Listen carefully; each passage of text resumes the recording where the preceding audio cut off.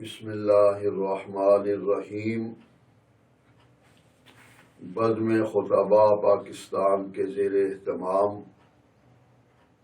بزم خطباء کے امیر حضرت مولانا محمد طیب جامی کی خواہش اور اپنے بیٹے زیغم خبیب چشتی کے اصرار پر زندگی میں پہلی مرتبہ اکیلا بیٹھ کر گفتگو کر رہا ہوں۔ کون سن رہا ہے پتہ نہیں، لیکن تصور ہے کہ کئی سن رہے ہیں۔ کسی شاعر نے خوب کہا ہے، تصور میں چلے آتے تمہارا کیا بگڑتا تھا، ہمارا کام ہو جاتا تمہارا نام ہو جاتا۔ اور میں ابتدائی میں مولانا طیب جامی کو مبارکباد دیتا ہوں کہ انہوں نے بہت ہی اچھا اچھوتا پروگرام شروع کیا ہے۔ اگرچہ فن خطابت کا موضوع خشک اور بہت ہی غور طلب ہے اور بہت وسیع ہے، لیکن میں مختصر وقت میں چند ضروری باتیں، ضروری چیزیں عرض کروں گا۔ سب سے پہلی بات، کسی نئے خطیب کے لیے یا پرانے خطیب کے لیے، طالب علم کے لیے جو سب سے ضروری چیز ہے وہ ادب ہے۔ تمام مکاتب فکر کے خطباء، علماء اور اساتذہ کا ادب کرنا ضروری ہے۔ اسی سے کامیابی نصیب ہوتی ہے۔ تکبر، رعونت، یہ خطابت کے لیے اور کسی خطیب کے لیے زہر قاتل ہے۔ فن خطابت صاحب فن خواہ کوئی بھی ہو اس کی قدر کریں، کیونکہ ہم نے فن کی قدر کرنی ہے اور صاحب فن جو ہے اس کا احترام کرنا ہے۔ اور وہ جو صاحب فن ہے، خواہ کوئی بھی ہو، کسی مسلک کا ہو، کسی شعبہ زندگی سے اس کا تعلق ہو، اس کی تعریف کرنی چاہیے۔ تعریف کریں، حسد نہ کریں۔ میں نے ایک کتاب لکھی ہے جس کا نام ہے خطابت اور خطیب۔ اس میں نے اپنی زندگی کے تجربات اور جو کچھ میں نے اپنے اکابر سے، اپنے بزرگوں سے، اپنے اساتذہ سے سنا، سیکھا، پوچھا، وہ میں نے اس میں بیان کر دیا ہے۔ اس میں 110 باب ہیں جس میں نے کسی نئے خطیب کے لیے کچھ ہدایات جو ہیں وہ لکھی ہیں، اور مجھے امید ہے کہ جو بھی اس کتاب کا مطالعہ کرے گا اسے انشاءاللہ رہنمائی بھی ملے گی اور کامیابی بھی ملے گی۔ میں نے اپنی کتاب میں خطابت اور خطیب کے صفحہ 20 پر یہ بات لکھی ہے کہ خدا تعالی کی بے شمار نعمتوں، بے شمار عنایات، ان میں خطابت واحد نعمت ہے جسے نہ لکھا جا سکتا ہے، نہ بتایا جا سکتا ہے، نہ بنایا جا سکتا ہے، نہ چکھا جا سکتا ہے۔ کیوں؟ اس لیے کہ خطابت بیک وقت نگاہوں، دماغوں، دلوں، کانوں پر اثر انداز ہوتی ہے، اور ان چاروں اعضاء کی کیفیتیں اور لذتیں مختلف ہوتی ہیں۔ نگاہوں نے کیا دیکھا ہے بتا نہیں سکتی، دماغوں نے کیا سمجھا ہے تشریح سے قاصر ہے، دلوں پر کیا بیتی ہے بیان سے باہر ہے، اور کانوں نے کیا سنا ہے وہ سنا نہیں سکتے۔ جس چیز کی منظر کشی نگاہیں نہ کر سکیں، جس شے کو دماغ نہ سمجھا سکے، قلب اپنی کیفیت بتانے سے عاجز ہو، اور کانوں نے جو سنا ہے وہ زبان کو معلومات فراہم نہ کر سکیں، تو اس شے کو خطابت کہتے ہیں۔ اور یہ وہ بھی چیز ہے جو صرف اللہ تعالی کی خصوصی عنایت ہے۔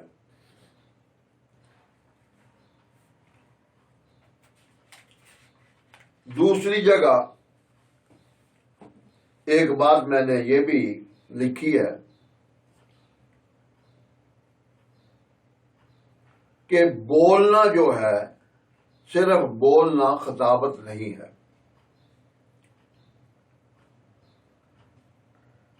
خطابت اور ہے، بولنا اور ہے۔ بولنے میں ربط و ضبط اور مقصد نہیں ہوتا، جبکہ خطابت میں ربط و ضبط اور مقصد ہوتا ہے۔ اس لیے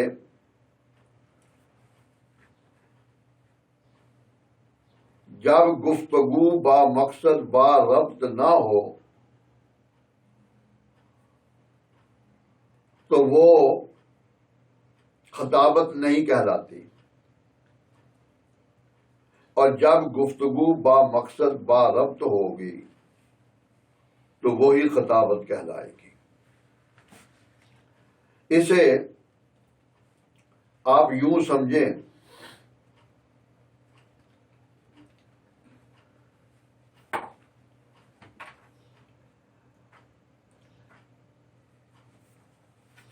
کہ ایک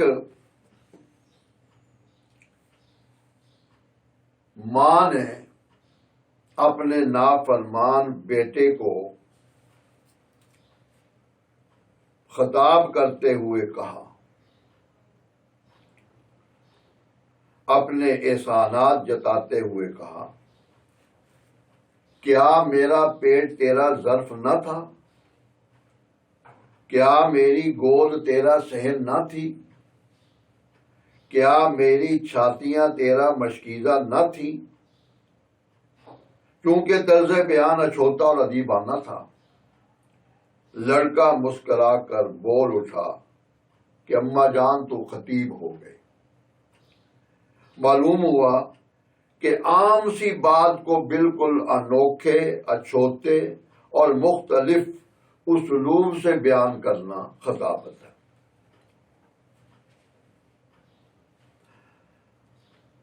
اب یہ جو حضرات اس میدان میں ہیں انہیں اپنی زندگی میں اور اپنے اس ماحول میں مختلف مقامات پر مختلف انداز سے گفتگو کرنا پڑتی ہے. کہیں وعظ کہنا پڑتا ہے، کہیں تقریر جھاڑنا پڑتی ہے، اور کہیں خطابت کرنا پڑتی ہے.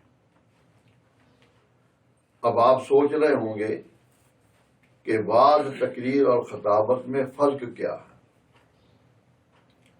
جیسا کہ میں نے پہلے عرض کیا، خطابت وہ بھی شے ہے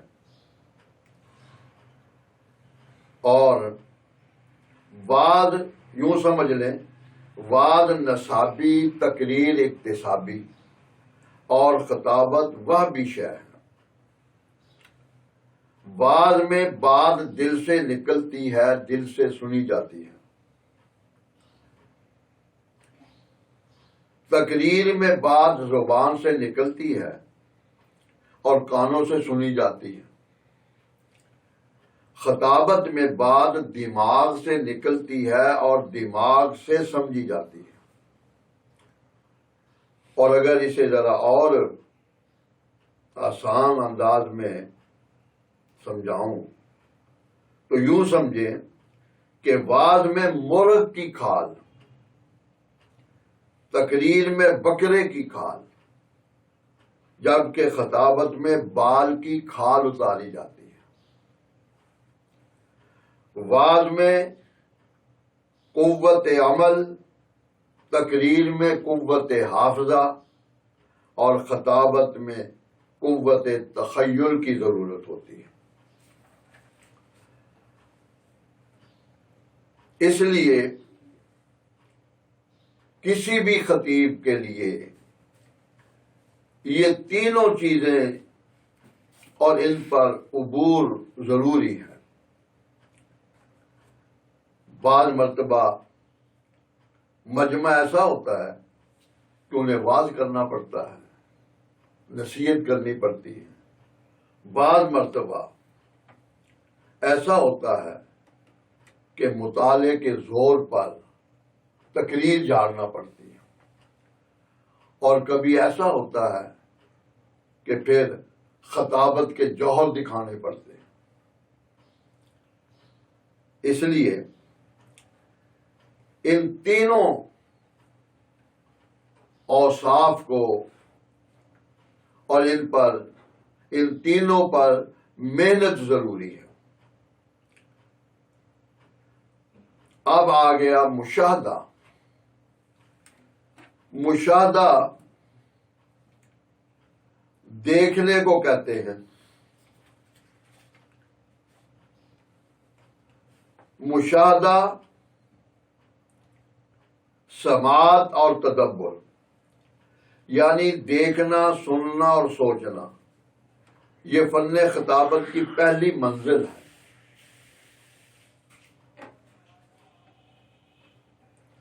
اب یوں میں عرض کروں گا کہ آنکھیں دیکھنے کے لیے ہیں، کان سننے کے لیے ہیں، اور دماغ سوچنے کے لیے ہے.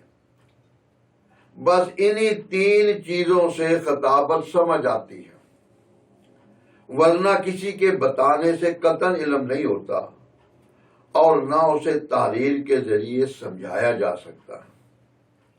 جیسے کوئی کہے کہ انڈوں کا خاگینہ بڑا لذیذ ہوتا ہے. وہ کیسا لذیذ ہوتا ہے؟ تو یہ کھانے سے علم ہوگا. فلاں مقرر کی تقریر بڑی زبردست تھی. وہ کیسی زبردست تھی، اب یہ دیکھنے اور سننے کے بعد ہی معلوم ہوگا. اس لیے خطابت کے کیف و سرور کو بذریعہ قلم نہ تو تحریر کیا جا سکتا ہے، نہ زبان سے ترجمانی کی جا سکتی ہے. اس کے علاوہ جو سب سے زیادہ خطابت میں ضروری شے ہے اسے مطالعہ کہتے ہیں۔ مطالعہ جس طرح زندہ رہنے کے لیے ہوا اور صحت کے لیے غذا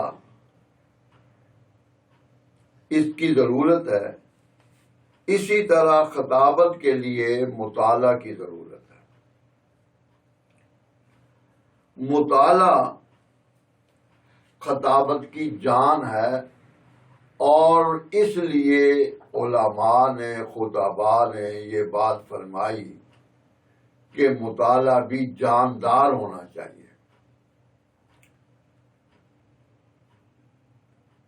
اب جب مطالعے کی بات آئے گی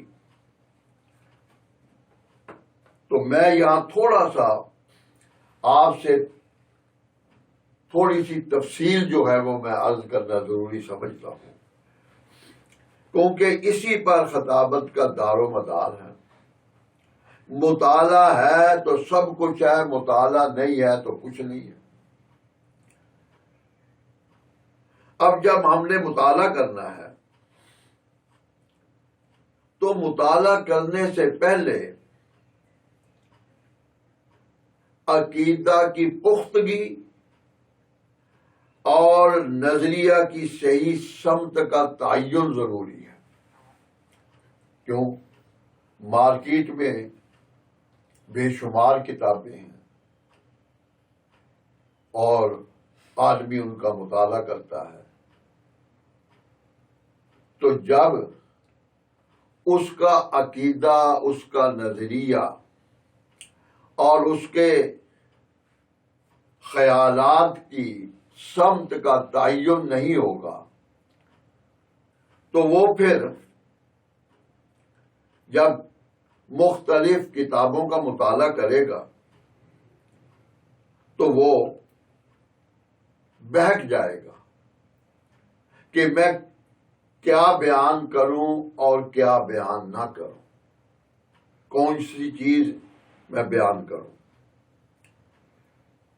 جس کا تعین ہے، جس کی سمت مقرر ہے اور جس کا عقیدہ پختہ ہے، جس کا نظریہ جو ہے اس نے قائم کر رکھا ہے، اور اس کے لیے اعتماد علی السلف بہت ضروری ہے۔ پہلے یہ تعین کریں، فیصلہ کریں کہ کون اکابر ہیں جن کی بات کو میں نے ماننا ہے اور اس پر عمل کرنا ہے، پھر آگے چلنا ہے۔ اگر ایسا نہیں ہوگا کہ جی کتاب پڑھیں گے ہم تو پھر وہ آدمی کٹی پتنگ ہے۔ بے شمار کتابیں جب مطالعہ میں آتی ہیں تو آدمی پریشان ہو جاتا ہے۔ اب میں اسے اور آسان انداز سے سمجھانا چاہتا ہوں۔ دیکھیے، جس طرح باپ ایک ہے، وہ غریب ہے، وہ امیر ہے، وہ خوبصورت ہے، وہ بدصورت ہے، وہ کالا ہے، وہ گورا ہے، وہ باپ ہے۔ اب ایک شخص جس کا باپ گھر میں موجود ہے، وہ جب باہر نکلتا ہے تو اسے جتنے بھی خوبصورت مرد نظر آئیں وہ ان سے دوستی تو کر سکتا ہے لیکن انہیں اپنا باپ نہیں بنا سکتا۔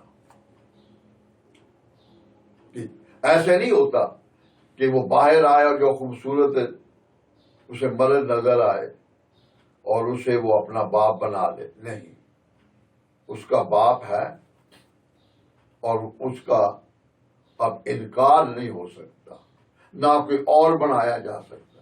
اسی طرح ماں بھی ہے، اس کا بھی بدل نہیں ہے کہ کوئی خوبصورت عورت دیکھے تو اسے وہ کہے کہ تو میری ماں ہے، چاہے اس کی شادی بھی نہ ہوئی ہو۔ تو اس لیے یہ ذہن میں رکھیں کہ جب باپ ایک ہے اور بدلا نہیں جا سکتا. خوبصورت مرد سامنے آئیں ان سے دوستی تو ہو سکتی ہے مگر انہیں باپ نہیں بنایا جا سکتا. اسی طرح ہر کتاب کا مطالعہ تو کیا جا سکتا ہے مگر اپنا عقیدہ اور نظریہ نہیں بدلا جا سکتا. نظریے کا پہلے تعین ضروری ہے، عقیدہ پختہ ہونا چاہیے. اب اسے میں ایک مثال سے سمجھاؤں گا کیونکہ خطباء کے لیے یہ بہت ضروری چیز ہے. پوری خطابت میں دیکھیے، عقیدہ ہے قرآن و حدیث کی روشنی میں کہ صحابہ معیار حق ہیں اور تنقید سے بالا تر ہیں. اب یہ ہمارا عقیدہ ہے. میں اپنی بات کرتا ہوں. الحمدللہ مجھے میدان خطابت میں 50 سال ہونے کو ہیں اور 73 سال میری الحمدللہ عمر ہے. میں نے بڑی کتابیں پڑھی، بڑے رسائل پڑھے اور بہت لوگوں سے گفتگو کی. الحمدللہ جو میرا عقیدہ نظریہ اللہ نے بنا دیا اور اس پر میں جم گیا، پھر چاہے کسی علامہ کی کتاب ہو، کسی مفکر کی کتاب ہو، میں پھر اس پر، اس نے میرے عقیدے کو، اس نے میرے نظریے کو نہیں بدلا اور نہ ہی بدلا جا سکتا. اسے اور آسان کروں، جماعت اسلامی کے دستور میں صفحہ 14 پر یہ موجود ہے کہ رسول خدا کے سوا کسی انسان کو معیار حق نہ بنائے. رسول خدا کے سوا کسی انسان کو معیار حق نہ بنائے، کسی کو تنقید سے بالا تر نہ سمجھے. اب یہ بات جب ہم کرتے ہیں تو بعض لوگ کہتے ہیں جی بہت بڑا مفکر ہے، بہت بڑا مدبر ہے جنہوں نے یہ بات لکھی ہے. ہم کہتے ہیں کہ جب یہ طے ہو گیا ہے کہ صحابہ تنقید سے بالا تر ہے اور معیار حق ہے، ہم نہیں کہتے. اس کا فیصلہ قرآن اور حدیث میں ہو چکا ہے.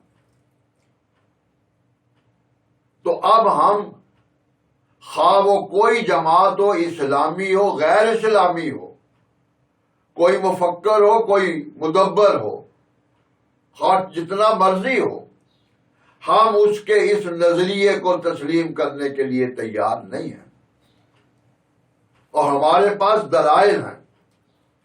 جب یہ لوگ بات کہتے ہیں ہماری جماعت میں بڑے نیک ہیں، بڑے دیانتدار ہیں، بھی تیری جماعت میں تیرے ورکر، تیرے ممبر یہ سارے دیانتدار ہیں اور جو امام الانبیاء حضرت محمد الرسول اللہ صلی اللہ علیہ وسلم کی جماعت میں شامل تھے، معاذ اللہ وہ دیانتدار نہیں ہے، وہ نیک نہیں ہے، ان پہ جو چاہے تنقید کرے. اس لیے میں اس لیے آپ کو یہ بات سمجھا رہا ہوں کہ جب عقیدہ پختہ ہوگا، نظریہ صحیح ہوگا اور اس کی سمت جو ہے وہ صحیح ہوگی تو پھر کوئی کتاب، کوئی جماعت، کوئی بہت بڑا علامہ مفکر جو ہے اس کی وہ تعلیمات جو ہیں اسے اس کے راستے سے نہیں ہٹا سکتے.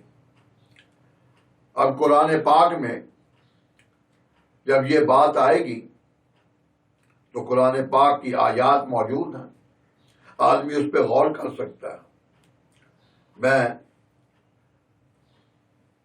آیات کی تلاوت کروں گا، اور آپ چونکہ علماء ہیں، اور پھر آپ خود فیصلہ کریں کہ اللہ تعالیٰ کیا فرما رہے ہیں۔ اعوذ باللہ من الشیطان الرجیم، بسم اللہ الرحمن الرحیم۔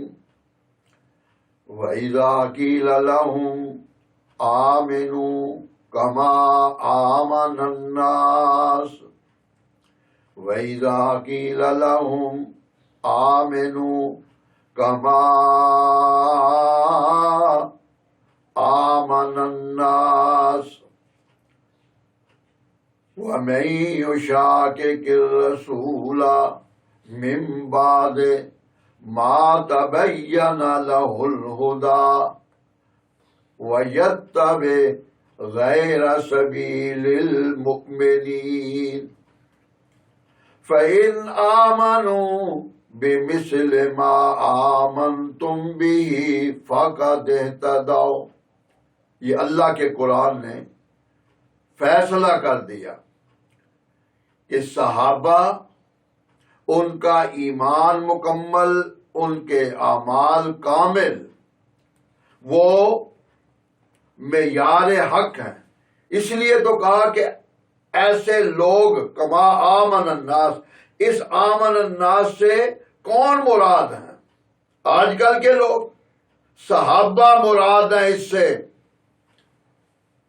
اور لقد رضی اللہ عن المؤمنین، اس سے صحابہ مراد ہیں۔ تو جو مومنین، جب صحابہ کو خدا نے مومنین کہا تو مومنین، اب جو اللہ کے قرآن میں جنہیں مومنین کہا گیا ہے، ان پر پھر آج کل کا کوئی شخص اٹھ کے تنقید کرے اور کہے کہ یہ تنقید سے بالا تر ہیں، بالا تر نہیں ہیں، اور ان پہ تنقید ہو سکتی ہے، معاذ اللہ، تو پھر اس کا مطلب یہ ہے کہ امام الانبیاء صلی اللہ علیہ وسلم نے پھر کوئی جماعت میں ایسے آدمی تیار ہی نہیں کیے تھے۔ اس لیے میں یہ بات آپ کو سمجھانا چاہتا ہوں کہ اپنا عقیدہ اور اپنا نظریہ پہلے وہ طے کریں، پھر مطالعہ آپ جب کریں گے تو پھر مطالعہ جو بھی کریں۔ بلکہ میں آپ سے ایک بات کہوں کہ خطیب کو مستری اور کباڑیا ہونا چاہیے۔ کباڑیا جو ہوتا ہے نا، جب پرانی چیز کسی جگہ دیکھتا ہے یا کوئی اس کے پاس بیچنے کے لیے آتا ہے تو وہ فوراً سوچتا ہے کہ یہ چیز کہاں فٹ ہوگی اور اسے میں کیسے استعمال کروں گا۔ اور اسی طرح مستری بھی جب کوئی چیز دیکھتا ہے تو فوراً اس کے ذہن میں یہ آتا ہے کہ اس لکڑی کو، اس لوہے کے اس سریے کو، اسے میں فلاں جگہ فٹ کروں گا۔ تو اسی طرح جب ایک خطیب کوئی مطالعہ کرتا ہے تو فوراً اس کے ذہن میں یہ بات آتی ہے کہ یہ جو میں پڑھ رہا ہوں اسے میں اس طرح بیان کروں گا، اسے میں فلاں موضوع کے تحت بیان کروں گا، اور اسے میں فلاں انداز سے اور اس انداز سے لوگوں کے سامنے رکھوں گا۔ اور مطالعے کے سلسلے میں جو چیز بھی سامنے آ جائے اسے پڑھیں، لیکن نظریہ اپنی جگہ قائم ہو، یہ بات رکھیں، یہ بات ذہن میں رہے، وہ نہیں بدلنا۔ پڑھے سب کچھ، معلومات ہوں گی، آپ بیان کر سکیں گے، بتا سکیں گے۔ ہاں کوئی بھی کتاب ہو، ہمارے استاد اللہ تعالیٰ انہیں غریق رحمت فرمائے، وہ فرمایا کرتے تھے جو چیز سامنے آ جائے اسے ایک مرتبہ پڑھ دو، اس میں بھی کئی جملے اچھے مل جاتے ہیں۔ عقیدہ اپنا وہی رکھو، جملے اچھے جو ہیں وہ تلاش کیے جا سکتے ہیں، اور انداز جو ہے وہ بھی آدمی تلاش کر سکتا ہے، اور الفاظ کا تعین اور انتخاب جو ہے وہ بھی آدمی کر سکتا ہے۔ ایک مرتبہ میرے استاد محترم حضرت مولانا محمد ضیاء القاسمی رحمۃ اللہ علیہ لاہور میں میرے پاس تشریف لائے. تو ان کی عادت تھی جب آتے تو میری کتابوں کی الماری کے پاس کھڑے ہو جاتے تو دیکھتے کون کون سی کتاب میں نے خریدی ہے. وہ تشریف لائے، یہ 1975 کی غالباً بات ہے. تو وہاں کتابوں کو دیکھتے دیکھتے ایک رسالہ فضائل بسم اللہ کا تھا، وہ انہوں نے اٹھایا. مفتی شفیع صاحب رحمۃ اللہ علیہ کا وہ رسالہ وہ انہوں نے اٹھایا اور مجھے فرمایا کہ یہ رسالہ تو نے کیوں خریدا؟ میں نے عرض کیا جی میں نے یہ سوچ کر خریدا تھا کہ ایک جمعہ فضائل بسم اللہ پر بیان کروں گا. تو مجھے فرمایا کہ میں نے بھی یہ رسالہ خریدا تھا اور اسی نیت سے خریدا تھا. تو میرے پاس جو کتاب دیکھتے تو فرماتے کہ جب تم کتاب خریدتے ہو تو 2 نسخے خریدا کرو، ایک اپنے لیے ایک میرے لیے. تو میں یہ عرض کر رہا ہوں کہ جو بھی چیز آپ جب آپ کتاب دیکھیں گے، کتب خانے میں جائیں گے تو آپ کتاب اٹھائیں گے تو سب سے پہلے اس کی فہرست دیکھیں. فہرست دیکھنے کے بعد پھر درمیان میں ایک آدھ صفحہ جو ہے وہ اسے پڑھے اور نیت یہ ہو کہ اس میں سے کون سا ایسا مواد ہے جو میری خطابت میں میری معاونت کرے گا اور میں اسے پیش کر سکوں گا. اور اب بعض لوگ یہ کہتے ہیں کہ جی کون سی کتابیں پڑھنی چاہیے، جو میں اس پہ اب تفصیل سے میں آپ کو بتا چکا ہوں. اور میں نے بھی اپنے خطبات لکھے ہیں. خطبات چشتی کے نام سے میری سیرت النبی پہ 4 جلدیں ہیں اور ہر جلد میں 25 خطبات ہیں. 100 خطبے سیرت النبی پر میں نے لکھے ہیں اور وہ میں نے بیان کیے تھے، پھر اس کے بعد لکھا تھا. تو اس کے لیے جو بنیاد ہے وہ ہے سیرت مصطفیٰ حضرت مولانا محمد ادریس کاندھلوی رحمۃ اللہ علیہ. ان کی یہ کتاب ہے. مولانا عبد الرحمان جامی رحمۃ اللہ علیہ گجرانوالہ کے خطیب تھے، بہت خوبصورت بیان کرتے تھے، بہت ہی خوش آواز تھے. سیرت مصطفیٰ انہیں یاد تھی بلکہ حفظ تھی اور وہ اسے زبانی بیان کیا کرتے تھے. اس لیے میں اپنے نئے خطباء سے اور طلباء سے عرض کروں گا کہ وہ جب اپنے راستے کا تعین کر لیں گے، اپنے نظریے کی سمت کا تعین کر لیں گے تو وہ اس کے بعد پھر اسی کتاب کو اپنے سامنے رکھیں اور اسی کے مطابق گفتگو کریں، اسی کو بیان کریں. اور جب آپ اسے اپنے مطالعے میں رکھیں گے تو پھر انشاءاللہ بار بار مطالعہ کرنے سے نئی باتیں جو ہیں وہ انشاءاللہ آپ کے ذہن میں آئیں گی اور آپ کی خطابت کو جلا ملے گی. اسی طرح معارف القرآن مفتی شفیع صاحب رحمۃ اللہ علیہ کی بہت آسان ہے اور اسے میں بھی بیان کرتا ہوں اور اسی کا میں مطالعہ کرتا ہوں. اور بھی تفاسیر ہیں لیکن یہ سب سے آسان ہے. تفسیر عثمانی ہے، ساری تفسیریں آپ ان کا مطالعہ کریں اور اس کے بعد تفسیر عثمانی دیکھیں تو آپ کو پتہ چلے گا کہ علم کیا ہوتا ہے. ترجمان السنہ مولانا بدر عالم کی کتاب ہے، اسے بھی مطالعہ میں رکھیں. اور آخر میں ایک بات میں یہ ضروری کہوں گا اپنے ان نئے خطباء سے کہ وہ اپنے بڑوں کا ادب اور احترام کریں، ان کے سامنے بھی اور ان کی ادب موجودگی میں بھی.